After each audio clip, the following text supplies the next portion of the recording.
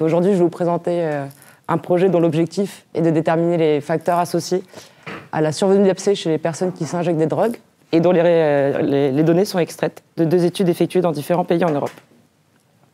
Donc avant de rentrer dans le vif du sujet, j'aimerais faire une petite introduction sur les infections bactériennes et précisément celles qui sont induites par le staphylocoque doré.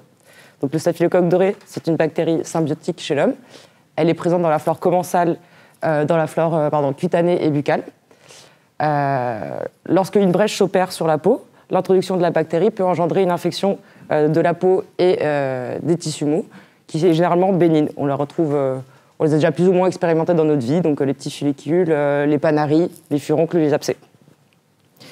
Cependant, il peut y avoir des complications liées à ces infections, qui peuvent induire des pathologies plus ou moins invasives, avec une prise en charge plus ou moins compliquée, allant jusqu'à l'hospitalisation. Ces infections des tissus mous et de la peau ne sont pas si anodins, puisqu'elles représentent quand même plus de 3% des entrées aux urgences. Les personnes qui s'injectent des drogues, c'est une population clé dans les infections bactériennes, puisqu'elles sont le plus exposées. En effet, près de 30% des personnes qui s'injectent des drogues ont eu une infection de la peau et des tissus mous au cours des 12 derniers mois. Elles ont 50 fois plus de risques d'être admises à l'hôpital pour le traitement des infections bactériennes, 16 fois plus susceptibles de développer des infections invasives multirésistantes, et une hospitalisation sur 6 leur est fatale. Donc il existe différentes sources de contamination microbienne chez cette population. Elle est liée soit à la substance, soit lors des étapes de l'injection, notamment lors de la préparation du matériel, durant l'injection ou après la piqûre. Cependant, le mode de contamination, comment elle s'opère et quelles sont les pratiques à risque, reste inconnu. Afin de réduire les infections et les complications liées à la pratique de l'injection, le laboratoire, en partenariat avec les associations Aide et Médecins du Monde, ont élaboré un projet basé sur une session d'éducation individualisée autour de l'injection.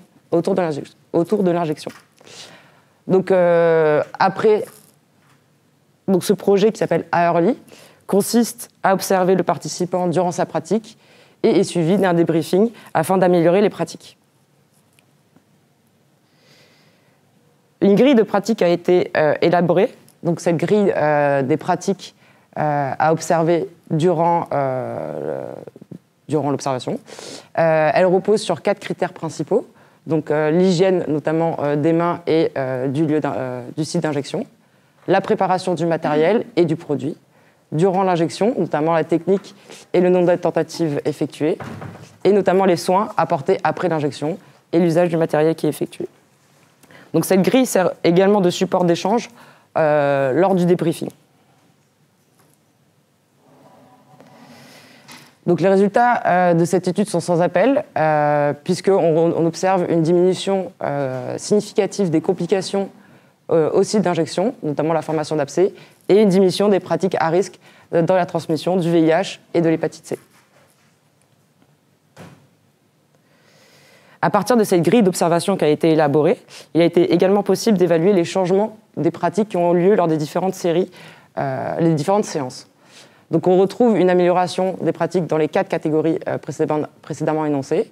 Donc au niveau de l'hygiène, avec une meilleure désinfection des mains et du point d'injection, une délimitation de la zone de la préparation du matériel, une injection plus sûre avec une pratique de la tirette moins récurrente, c'est-à-dire la pratique de réinjecter le sang à plusieurs reprises, et également des soins plus sûrs accordés après l'injection avec la compression du site d'injection avec un matériel stérile. Donc bien que ces pratiques soient considérées comme plus sûres, puisque associées à une diminution des risques et des complications suite à l'injection, on ne connaît pas le degré d'association entre ces changements. Ah oui, non, pas rien du tout. Entre ces changements et les complications associées. Donc elles restent donc à déterminer.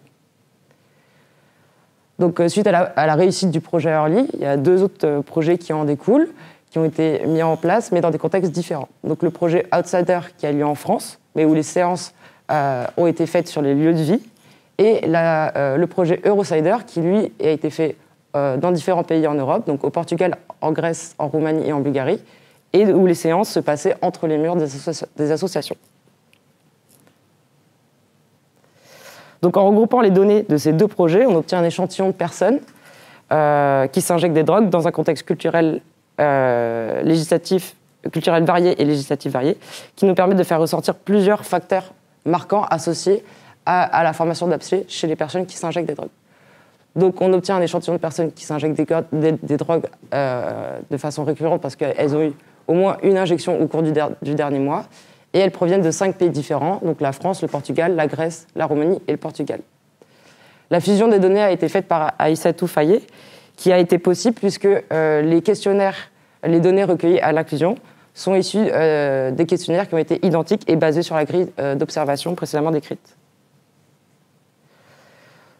Donc notre variable d'intérêt, elle porte sur l'apparition d'abcès survenus au cours des 6 derniers mois. Et les variables explicatives sont, quant à elles, reposent sur des données sociodémographiques, socio-économiques, sur la consommation des substances et également sur les pratiques d'injection en se basant sur la grille d'observation. Donc les analyses ont été faites par Maxime Noyer.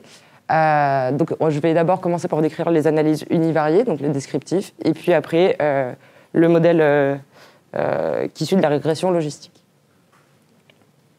Donc la répartition des participants de ce regroupement d'études est assez égalitaire, sauf pour la France. Plus de la majorité des personnes sont nées sur le continent européen, donc c'est-à-dire qu'elles ne sont pas représentatives de l'immigration. Les hommes sont surreprésentés, avec plus de 80% de l'échantillon, et ont un niveau de scolarité assez faible. Bien qu'étant en couple, majoritairement en couple et avec des enfants, on se rend compte que, d'après les données socio-économiques, que leur situation économique est extrêmement précaire, avec plus de 72% de personnes qui ont dormi dans la rue précédant l'entretien. Concernant le profil des consommations des substances illicites, les opioïdes et les stimulants représentent à eux deux plus de 90% de leur consommation quotidienne, majoritairement consommés sous forme d'injection. Leur fréquence n'excède majoritairement pas plus de 5 prises par jour.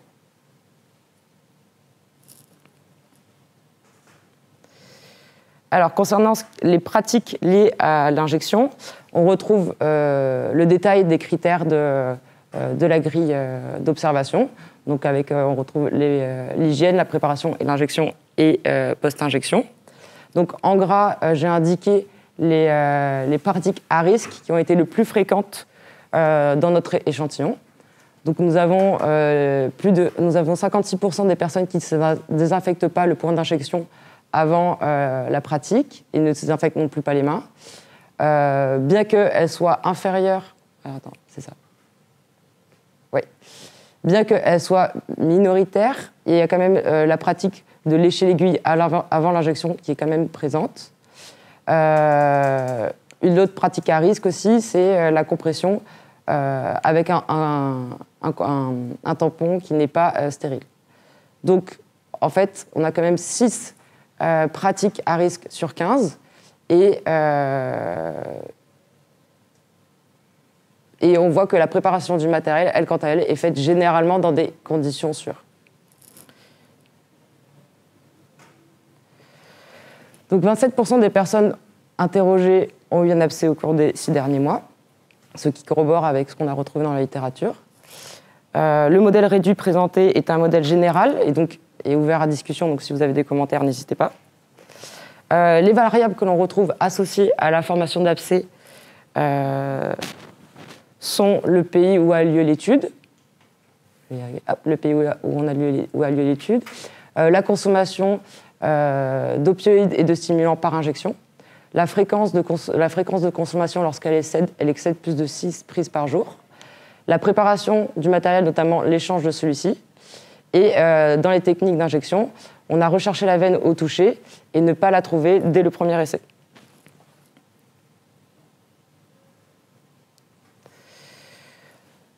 Donc on a pu déterminer les facteurs significativement associés à la formation d'abcès chez les personnes qui s'injectent des drogues. Donc dans les pratiques à risque que l'on cherchait à déterminer, on a pu déterminer l'échange de matériel qui a lieu lors de la préparation de celui-ci, les techniques d'injection, notamment lors de rechercher la veine au toucher et ne pas la trouver dès le premier essai. Et donc tous deux corroborent avec la stérilité du matériel et l'hygiène des mains. D'autres facteurs ont aussi été trouvés, notamment le type de substance injectée, la fréquence d'injection et le contexte, puisque le pays ressort. Les facteurs socio-économiques sont indirectement associés aux complications liées à l'injection, puisque le facteur recherché, la veine au toucher, est intimement lié à l'hygiène des mains, et donc soulignant la collinéarité entre les conditions de vie des personnes interrogées et les facteurs à risque. Donc, afin de confirmer ce lien entre hygiène des mains et complications liées à la pratique de l'injection, une évaluation d'une intervention d'éducation au lavage des mains sur les abcès auprès des personnes qui s'injectent est en cours. Ce projet, qui s'appelle AWA pour Hand Washing, a été monté en collaboration avec 2 associations, Nouvelle Aube et AID, et permettra de déterminer quels sont les facteurs prédominants entre le lavage des mains et les complications liées à la pratique d'injection. Merci.